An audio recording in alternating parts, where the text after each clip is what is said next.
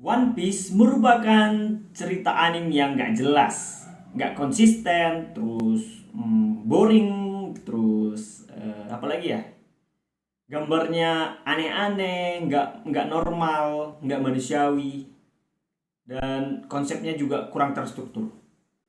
Nah, itu merupakan tanggapanku ketika aku belum sepenuhnya nonton One Piece beruntun ya, berurut gitu.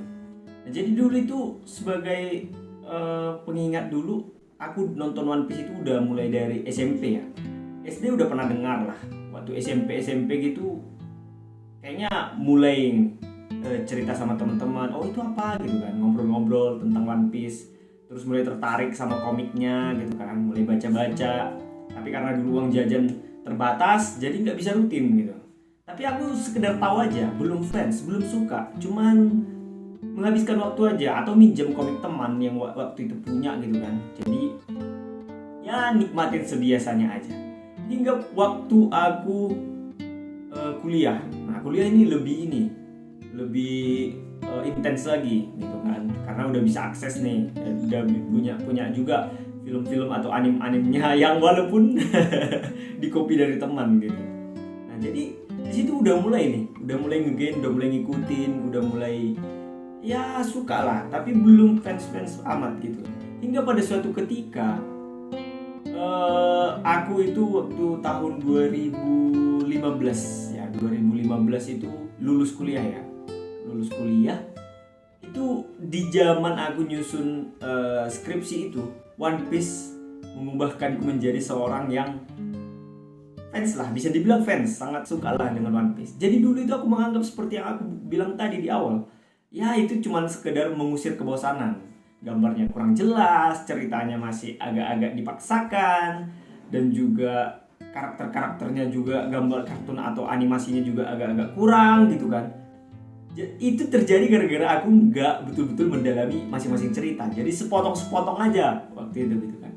Hingga pada tahun 2015, di saat itu kami lagi nyusun skripsi gitulah ya.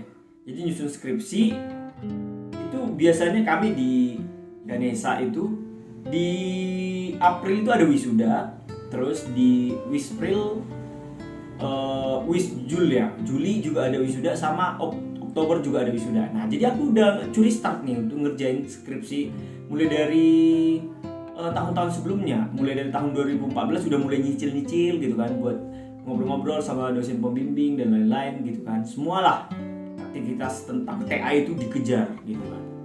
Tapi nggak tahu kenapa pada saat dia udah selesai nih skripsinya, dosenku sakit coy. Jadi aduh, ini dilema ya. Jadi kayak ini udah mau selesai tapi beliau sakit dan ini di luar kendali kita gitu kan. Kalau misalkan mau ganti dosen pembimbing itu bakalan ribet lagi, bakalan mulai ulang lagi dari awal karena mungkin judulnya nggak sesuai gitu kan. Jadi itu lebih beresiko untuk lebih lama lagi gitu kan. Karena pada saat itu sakitnya agak lama beliau ini gitu. Jadi gimana ya gitu kan, agak-agak dilema pada waktu itu. Jadi akhirnya aku punya banyak waktu lah, intinya aku punya banyak waktu lah pada saat itu. Ya sedih sih, sedih gitu kan, karena udah lewat dari 8 semester ya. Jadi istilahnya itu udah lebih lah waktunya gitu kan, 4 tahun lebih gitu. Jadi mau nggak mau ayah aku istilahnya mengusir kebosanan, mengusir kesedihan itu gimana. Di situ aku main Dota juga, itu Dota 2 jadi lebih intens gitu kan. Nah, jadi pada saat itu ya aku ngulang lagi lah cerita tentang One Piece mulai dari awal. Aku minta sama temanku yang memang fans One Piece, terus aku mulai ulang nonton dari awal. Itu curi-curi gitu kan. Mulailah dipaksakan gitu kan. Awal-awal kan kalau misalkan kita ingat cerita One Piece awal-awal kan itu agak-agak jadul banget ya. Jadi gambarnya, animasinya juga masih nggak jelas. Tapi jalan ceritanya ternyata setelah aku masuk flow, beuh, itu masa-masa dimana ketika aku ngerimain lagi tentang cerita One Piece di SMP, SMA gitu. Aku kok dulu ngelewatin ini gitu. Jadi waktu aku mulai lagi dari nol, aku tonton lagi terus-terusan tiap hari maraton gitu kan. Itu luar biasa sih ceritanya, kayak menyentuh gitu. Bahkan untuk aku yang seseorang yang pada saat itu nggak, agak susah nangis, pada saat itu nonton One Piece itu sering banget itu mengena ke hati, itu bahkan nggak sadar nangis gitu. Salah satu cerita yang bikin aku itu terenyuh itu waktu Merigo, bukan Merry apa Going Merry ya. Ya Going Merry, baru yang kedua Thousand Sunny kan. Nah jadi pada saat dibakar itu kapal, aduh tuh nggak tahu kenapa, mungkin lagi ada masalah juga kali ya atau gimana, itu nggak selesai sedihnya. Nggak selesai nangisnya itu pada saat itu, padahal cuma kapal doang, kapal nih, kapal rusak terus dibakar, nangis. Aduh, atau kalian juga merasakan hal yang sama di dalam chapter itu ya, dalam episode itu. Terus yang lain lagi yang agak-agak sedih, bukan agak sedih juga, itu adalah waktu momen Sanji sih. Waktu momen Sanji juga itu lumayan sedih, dimana dia kelaparan. Jadi istilahnya dia harus mengasih makan orang lah, mau itu lawan, mau itu kawan, semuanya dia berjanji bakal ngasih mereka makan. Istilahnya nggak boleh lapar gitu. Ya karena latar belakangnya sedih gitu, dark. Jadi kalau di anime sama di manga itu kan beda ya. Kalau di anime kan waktu peristiwa di mana si Jeff sama si Sanji terdampar di pulau gitu kan, tuh nggak ada makanan sama sekali selama beberapa minggu atau hari ya, minggu. Itu si Sanji kan dikasih makanan nih sama si Jeff, tapi si Jeff itu ada kayak berkarung-karung itu, seakan-akan itu makanan lebih banyak sama si Jeff gitu kan. Rupanya enggak, si Sanji udah habis makanannya nih, dia mau menyerang si Jeff. Ternyata si Jeff itu belum makan sama sekali sejak awal. Dia di manga ini beda. Di manga itu dia makan kakinya sendiri. Gila, itu dark sih. Tapi di anime itu agak-agak diperhalus, kakinya kejepit gitu kan, kejepit sama jangkar. Tapi sebenarnya enggak, dia makan kakinya sendiri, bayangin, untuk bisa bertahan. Jadi sejak saat itu si Sanji ini sangat-sangat hormatlah sama si Jeff. Hingga pada peristiwa Wall Kick Island kan, gara-gara Jeff dan orang-orang di Baratie itu, dia jadi mau nggak mau ninggalin kru Mugiwara untuk ya mungkin sementara atau gimana lah itu ceritanya. Padahal karena si keluarga Isan itu ditawa atau diancam bakalan dibunuh gitu katanya.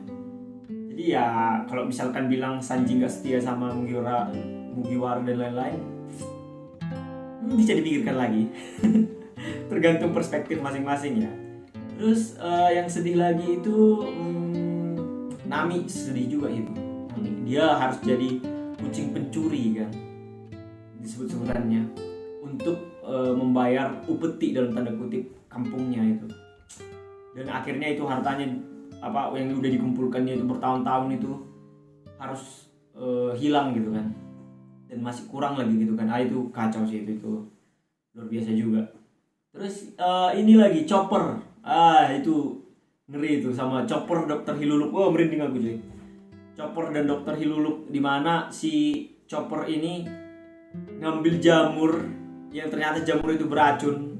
Dia menyangka itu merupakan jamur yang bisa menyembuhkan semua penyakit. Akhirnya dia kasih sama Dr. Hiluluk. Terus si Dr. Hiluluknya, ya mungkin ada faktor yang lain juga yang bikin dia mati ya, akhirnya meninggal. Itu gila sih, itu ngeri. Terus dalam suatu momen aku juga sempat berhenti lah ngikutin One Piece gara-gara peristiwa Marineford. Wah, itu epic juga sih tuh. Itu gara-gara aku agak kecewa sih. Wah, kok bisa mati lah si Ace ini gitu kan. Terus apalagi ya,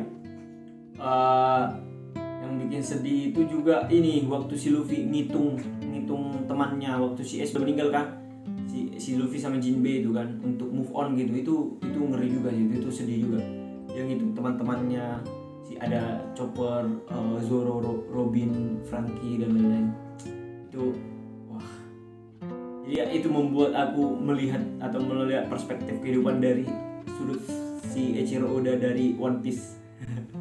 Jadi aku suka kali sama One Piece. Jadi kalau dibilang juga grafiknya lah, animasinya lah, jalan ceritanya lah dan lain-lain. Kalau anime sama manga, aku suka kali. Tapi kalau misalkan movie itu sesuatu yang berbeda ya. Itu penggarapannya juga berbeda. Jadi kalau manga sama anime, One Piece aku suka banget. So itu dulu cerita kali ini tentang One Piece. Aku Rafael Purba, stay bold dan bye bye.